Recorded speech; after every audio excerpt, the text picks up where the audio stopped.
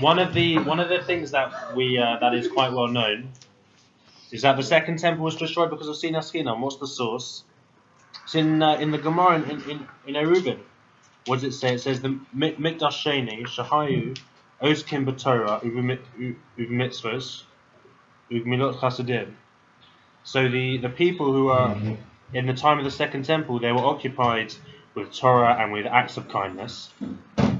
Given that, Mipnei Macharab, why was it destroyed? These were people doing the right kind of things. Mipnei Shahaita Bo Sinas Chinam, because over there was baseless hatreds. So the Nitziv, who died in 1893, gives an extremely innovative interpretation of Sinas Chinam. Well, the first thing he does is give the standard definition. It was about disliking people for no reason. But then he goes on to say that they hated people for a reason. And the reason was because they were following heterim that they themselves did not accept. People hated other people because they were following leniencies, which they weren't happy that they were following. And that's why they hated them. You know, what these were, I don't know. Maybe they were wearing different kind of yarmulkes. They were davening different kind of nusachs.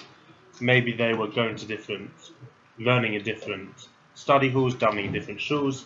Whatever it is, they didn't like them because they were doing things slightly differently.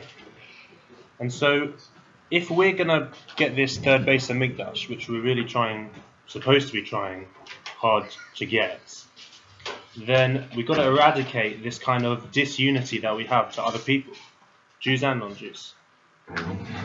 So how can we do that? Well, I think an excellent, a really innovative and a way of doing this, to get this unity with people who we don't kind of really want to be unified with, is to relate a story of one of the great teachers of this generation, Rabbi Shmuley.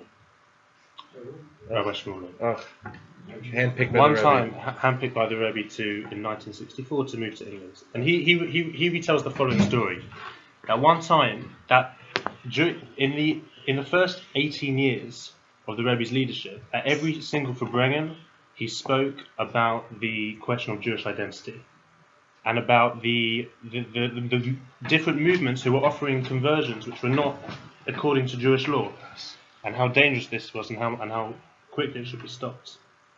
And this upset a person in England very greatly. I don't know why, but this issue of Jewish identity, it upset this Englishman very greatly. And in England, when we're upset, we stay upset. We don't like change quickly. So the Rebbe approached Rabbi Lew and asked Rabbi Lew if he'd heard of this individual who was upset over the issue of Jewish identity. And Rabbi Lew said he had. And the Rebbe said to him that this person, he's been saying lots of negative things about Chabad based on what I've been saying. So this really upset Rabbi Lew, that someone had become against the Rebbe based on the Rebbe's words of Torah, not his own opinions, but based on the sources. So the Rebbe said. So Rabbi Lew thought to himself, I'm going to speak to this individual, and I'm going to explain to him what's going on here. So as soon as he thought that, the Rebbe said to him, I don't want you to say anything to this person. Okay, so Rabbi Lew is a very clever man, so he says, I'm going to get Rabbi Fogel to do it. I'm going to get someone else to do it. And as soon as he thinks that, the Rebbe says to him, and don't get someone else to do it.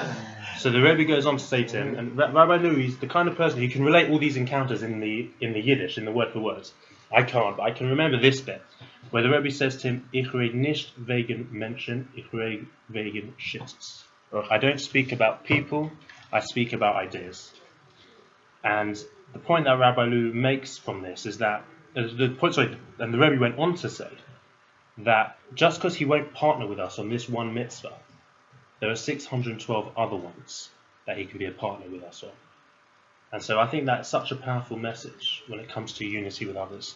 Just because there's one thing which maybe we cannot unify with, there's so many different aspects of someone's personality and they provide so many other opportunities to be close to them and to really connect with them. So I just want to say that's all I have to say for this evening. That's the message. To really think, yeah, there may be parts we don't like about someone, but just ignore them. Partner with the other parts of someone's personality.